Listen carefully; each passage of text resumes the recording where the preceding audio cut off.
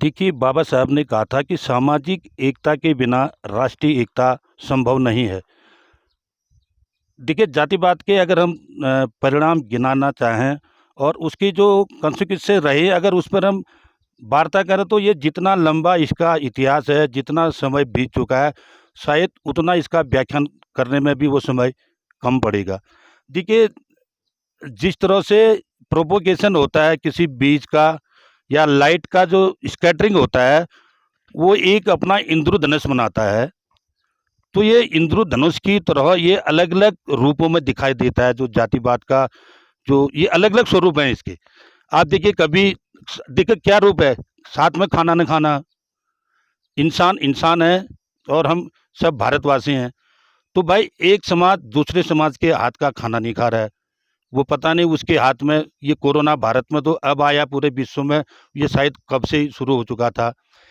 एक दूसरे के साथ जो है, ये पानी दूसरे के नल से नहीं भर सकता है, दूसरे के तालाब से पानी नहीं निकाल सकता है।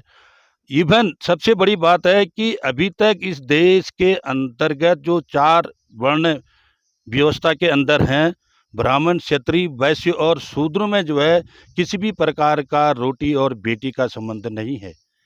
बस अपनी-अपनी जो 4 जो दीवारें हैं, उसी के भीतर सारे संस्कार संपन्न होते हैं। तो हम मंगल में तो कदम रख रहे हैं, चाँद में कदम रख रहे हैं, शायद कोई नया प्लैनेट और वैज्ञानिक खोज लें, लेकिन ये भारत के लिए कोई मायने नहीं रखते हैं, जब तक इस बेड़ी को तोड़ा न जाए। देखिए, इसने काफ़ी समाज को रुलाया है, काफ़ी प्रताड़ित किया है, काफ़ी अंधेरा छाया है और कई घरों को जो है मातम में बदला है।